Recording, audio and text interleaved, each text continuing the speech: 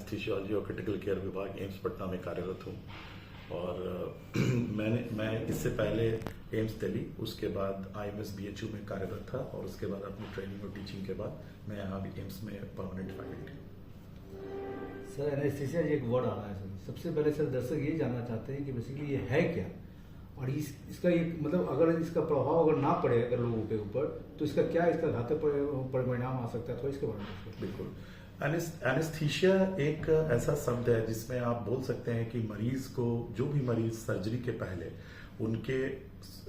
पहले उनके साथ जो भी एक एनेस्थीसियोलॉजिस्ट का रहना बहुत अहम है, क्योंकि एनेस्थीसियोलॉजिस्ट का मेन रोल ये होता है कि ऑपरेशन के दौरान उसको पूरी तरह से बेहोश करना, और उस बेहोशी में बहुत सारे पार्ट्स होते हैं। अगर आप उसको अंग्रेजी में समझना चाहते हैं तो उसमें एक इंडक्शन होता है, उसमें एक मेंटेनेंस होता है, उसमें एक रिवर्सल फेज होता है, और उसके बाद मरीज को वापस होश में लाया जाता है। और ये जो बेहोशी के दौरान जो बेहोशी रहता है उसमें बहुत सारे दवाइयों का यूज करके मरीज का हार्ट रेट, मरीज का ब्लड प्रेशर, मरीज का रेस्पिरेशन का रेट, ये सब को कंट्रोल किया जाता है और मरीज के कॉन्शसनेस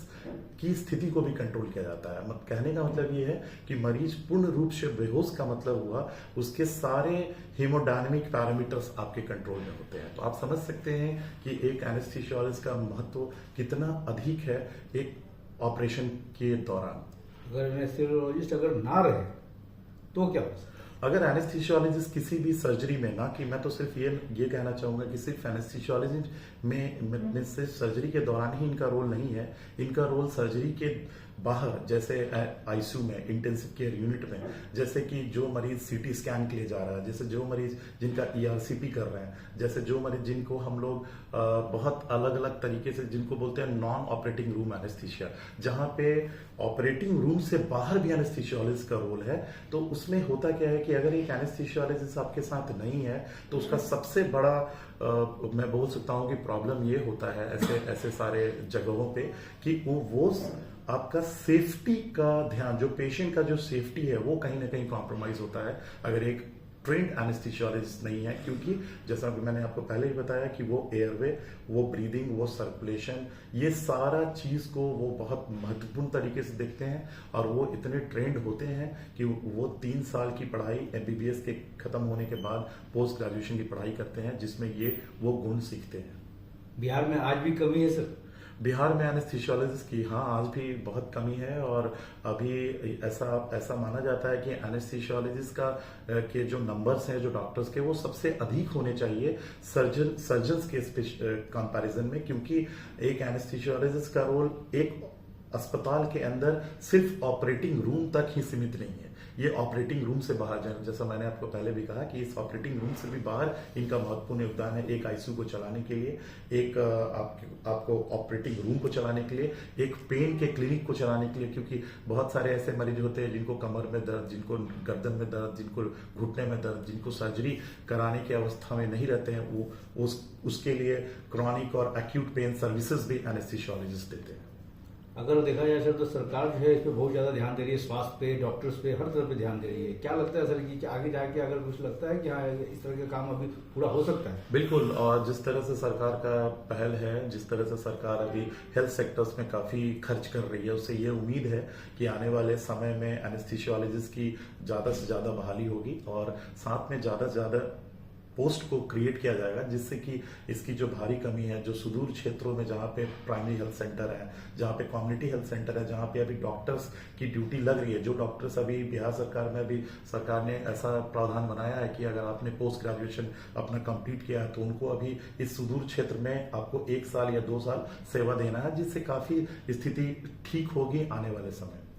क्योंकि आपने कहा सर जी गांव में बहुत सारे जो अस्पताल है, सरकारी अस्पताल है, वहाँ पे आज भी देखा जा रहा है कि वहाँ पे बहुत सारे डॉक्टर्स कमियां आती आ रही है, देख रहे हैं, मतलब दिखाई दे रहा है कमी बहुत है। लेकिन क्या लगता है सर कि अभी जो जिस तरीके से पोजीशन है, क्या आगे सुधार हो सकता है गाँव में भी? जी, बिहार में ये सुधार संभव है, और ये आपको मैं बताते हुए मैं तो प्रसन्न भी हूँ कि सरकार ने इतने सारे मेडिकल कॉलेजेस बनाए हैं और सब में पोस्ट ग्रेजुएट की पढ़ाई स्टार्ट की। तो अगर ज्यादा से ज्यादा पोस्ट ग्रेजुएट्स अगर एनेस्थीसिया विभाग में, सर्जरी विभाग में, मेडिसिन विभाग में, पीडियाट्रिक्स विभाग में, ये सब में अगर ज्यादा से ज्यादा अगर डॉक्टर्स आते हैं ट्रेनिंग करने के लिए, तो ये बिहार को सूनर और लेटर आपको बिहार में ये सेवाएं देंगे। अगर बिहार सरकार में जो भी अस्पताल के लेवल पे जो छोटी छोटी कमियां हैं, अगर उसको सरकार पूरी कर लेती है, जैसे अमूमन एक छोटा सा चीज सोचे कि एक ऑपरेटिंग रूम सेटअप बनाने के लिए आपको एक एनेस्थीसिया का वर्क स्टेशन चाहिए, आपको कुछ सर्जरी की सामान चाहिए, आपको एक एनेस्थीसिया का इमरजेंसी कार्ड चाहिए, आपको एक ओटी टेबल चाहिए, आपको एक ओटी लाइट चाहिए, आपको बायोमेडिकल वेस्ट मैनेजमेंट के लिए जितने भी इंस्ट्रूमेंट्स होते हैं और जितने भी इंस्ट्रूमेंट्स के डिस्कार्ड जो होते हैं इंस्ट्रूमेंट, उनको रख रखाव के लिए ये सब चीजें बहुत जरूरी है। और साथ में एक ट्रेंड एनेस्थीसियोलॉजिस्ट का होना जरूरी है, जो आपके जो मरीज के सेफ्टी, जो सर्जन के साथ साथ जो सर्जन जो सेफ्टी रखता है उसके साथ साथ एक एनेस्थीसियोलॉजिस्ट मरीज की सेफ्टी को उतना ही महत्वपूर्ण तरीके से देखता है, क्योंकि सर्जन और एनेस्थीसियोलॉजिस्ट दोनों एक दूसरे के पूरक है। एनेस्थीसियोलॉजिस्ट के बिना सर्जन नहीं है, सर्जन के बिना एनेस्थीसियोलॉजिस्ट नहीं है। इसीलिए मैं एक बात जरूर बोलना चाहूंगा सभी अपने जो भी हमारे जो देख रहे हैं हमारे दर्शक, उनको कि आप कभी भी आपकी अगर सर्जरी की पोस्टिंग, आपकी सर्जरी कराने की कभी भी आपको जरूरत पड़ती है तो आप अपने एनेस्थीसियोलॉजिस्ट के बारे में जरूर पूछें कि आपको एनेस्थीसिया कौन देने जा रहा है, और उन सर्जन से आप जरूर पूछें। सर आपने दोनों को एक दूसरे का पूरक बताया, लेकिन आज भी प्राय ये देखा जा रहा है कि सर्जन यहाँ पे बहुत सारे हैं, बस आपके डिपार्टमेंट के लोग बहुत कम। हाँ बिल्कुल, ये ऐसा सर्जन बहुत है जी, ये ऐसा इसलिए भी है, बोल सकते हैं आप कि सर्जन्स का क्या है, नंबर्स बहुत ज्यादा है, और सर्जन्स लोग का एक चीज और यह बोल सकते हैं कि सर्जरीज में जटिल सर्जरीज लेकिन आज भी जहां हो रही है वहां वो सर्जन्स बिना एनेस्थीसियोलॉजिस्ट के साथ नहीं करते हैं। अब ट्रेंड में काफी कमी आई है, और पहले के ट्रेंड से अभी के ट्रेंड में पहले ऐसा जाना जाता था कि सर्जरी के दौरान